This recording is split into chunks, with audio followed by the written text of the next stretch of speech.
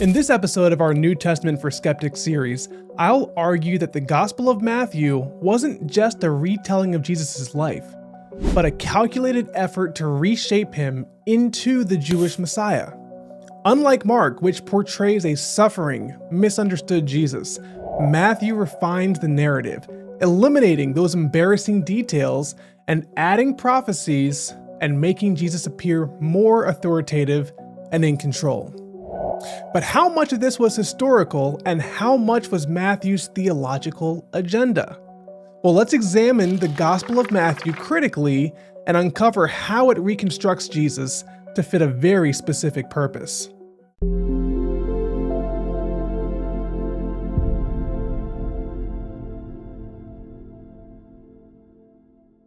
For centuries, Christians have believed that Matthew, the tax collector and disciple of Jesus, wrote this gospel.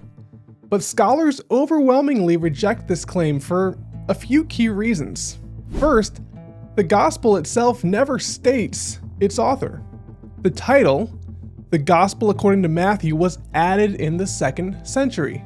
And secondly, Matthew copies over 90% of Mark, which is very strange if he was indeed an eyewitness to these events.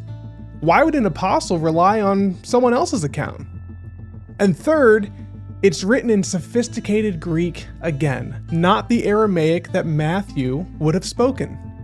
So this strongly suggests that Matthew was not written by an eyewitness, but by an anonymous Greek-speaking Christian decades after Jesus' death. Now, Matthew's gospel is unique because it's obsessed with fulfilling Jewish prophecy. Over and over, we see the phrase, that it might be fulfilled which was spoken by the prophets. But here's the problem. Many of these so-called prophecies were either taken out of context or potentially misinterpreted to begin with. Here are a few, starting with the virgin birth. You know the verse, "Behold, a virgin shall be with child, and shall bring forth a son, and they shall call his name Emmanuel," which being interpreted is God with us. Matthew claims that Jesus' virgin birth fulfills Isaiah 7:14. But in the original Hebrew, we've talked about this. The word Alma means young woman, not necessarily a virgin. And it also appears that Isaiah wasn't talking about a future Messiah. He was referring to a child who was born in his own time. Now, let's look at the birth of Jesus in Bethlehem, according to Matthew chapter 2, verse 5 and 6. "And they said unto him, In Bethlehem of Judea, for thus it is written by the prophet, And thou, Bethlehem, in the land of Judah, art not the least among the princes of Judah, for out of thee shall come a governor that shall rule my people Israel." So Matthew says that Jesus had to be born in Bethlehem to fulfill Micah 5:2. But Micah's passage refers to the Davidic ruler, not necessarily a Messiah. And Luke provides an entirely different and historically questionable reason for Jesus' Bethlehem birth in the Roman census. Now lastly, let's discuss the flight to Egypt, found in Matthew chapter 2, 13 through 15. It reads, "And when they were departed, behold, the angel of the Lord appeareth to Joseph in a dream, saying, Arise, and take the young child and his mother, and flee into Egypt, and be there until I bring thee word, for Herod will seek the young child to destroy him.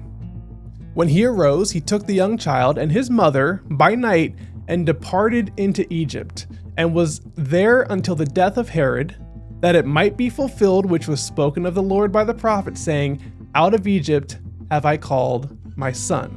So Matthew claims that Jesus is going to Egypt to fulfill Hosea 11:1. "Out of Egypt have I called my son." But again, Hosea was referring to the nation of Israel's exodus, not a future Messiah. By taking Old Testament verses out of context, Matthew actually retroactively shaped Jesus' life to make it fit Jewish prophecy. But was this historical, or was Matthew engaging in theological revisionism? Now, Matthew goes beyond prophecy fulfillment. He wants Jesus to be seen as the new Moses who will lead his people out of their Roman bondage. In fact, he deliberately structures Jesus' life to mirror Moses. We see that both of them have a ruler who tries to kill them as infants in both Pharaoh and Herod. Both Moses and Jesus spent time in Egypt, according to Matthew, and both delivered divine law from a mountain, Moses from Mount Sinai and Jesus in the Sermon on the Mount. We also see that both fast for 40 days before beginning their mission. So Matthew is crafting a literary parallel, presenting Jesus as a new Moses, leading a spiritual exodus. But if Jesus really saw himself this way, why don't Mark or Paul mention it? The most logical explanation is that Matthew is actively constructing this image to appeal to his more Jewish audience. Now, the Messiah was supposed to be a direct descendant of King David, right? So in order to establish Jesus' messianic credentials, Matthew opens up with a genealogy tracing Jesus' lineage all the way back to King David. But there are three serious issues with this lineage. Number one, Matthew contradicts Luke's genealogy. Matthew and Luke give entirely different family trees for Jesus' ancestors. Number two, Matthew artificially removes several names to create a pattern. Matthew lists 3 sets of 14 generations, but he skips some names that are found in the Old Testament to force this pattern of 14s. And then number 3, Matthew goes through Joseph's lineage, not Mary's. And if Jesus was truly born of a virgin, why would you trace his lineage through his father Joseph, who wasn't even his biological father? These are significant findings. Matthew's genealogy seems theologically motivated and designed to make Jesus appear as the rightful heir to King David, rather than preserving the historical accuracy.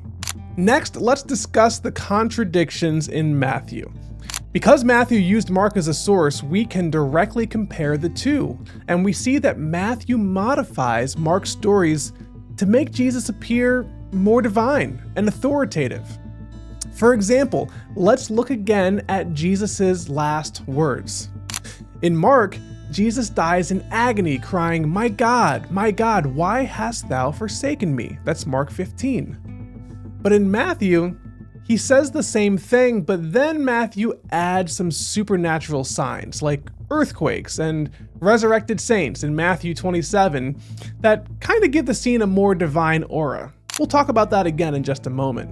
These are significant events for Mark to leave out of his gospel. We can also look at the role of Pontius Pilate. In Mark, Pilate orders Jesus' execution without any hesitation at all.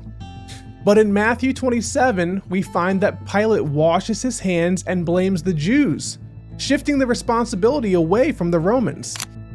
And let's also take a look at Jesus' attitude in Matthew towards the law. In Matthew chapter 5, 17 through 20, Jesus says, "Think not that I am come to destroy the law or the prophets. I am not come to destroy, but to fulfill. For verily I say to you, till heaven and earth pass, one jot or one tittle shall in no wise pass from the law, till all be fulfilled.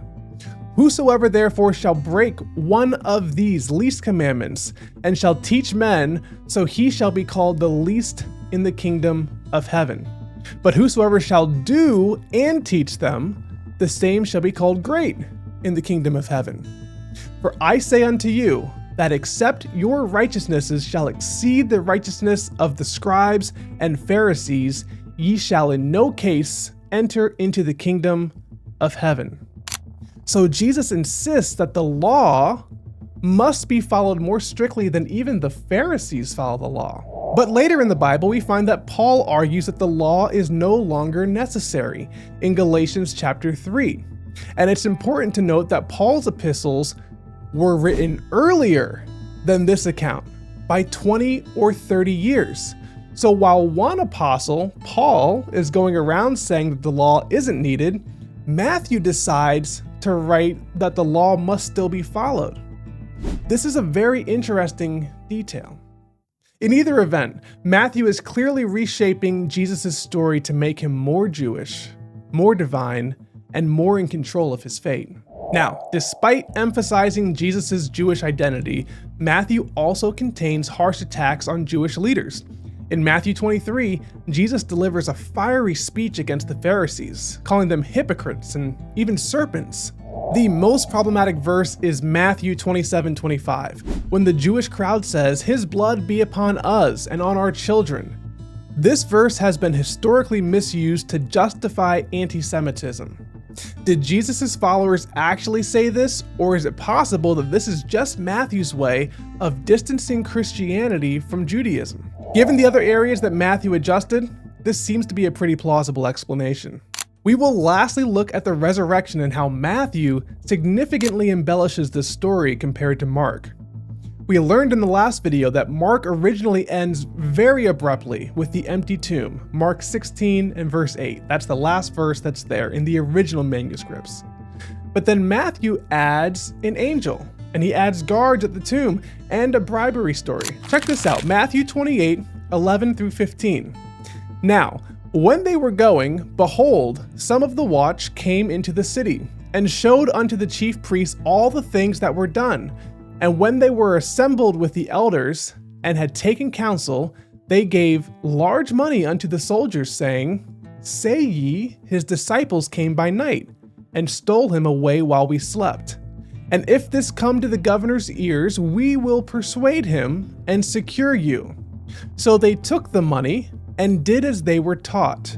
And this saying is commonly reported among the Jews until this day. Interesting. Now it almost feels like he adds this last phrase because he knows people are unlikely to believe these new details he's adding to the story that were never included in the first Gospel of Mark.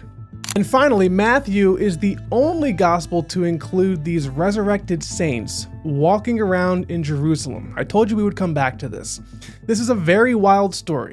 Matthew 27:52 to 54. It says, And the graves were opened, and many bodies of the saints which slept arose, and came out of the graves after his resurrection, and went into the holy city, and appeared unto many. Now when the centurion and they that were with him watching Jesus saw the earthquake, and those things which were done, they feared greatly, saying, Truly, this was the Son of God. Like I said, it's a wild story. No other author mentions dead people walking around. In fact, no other historian ever mentions this event. It seems like somebody, somewhere, would have wanted to mention this detail.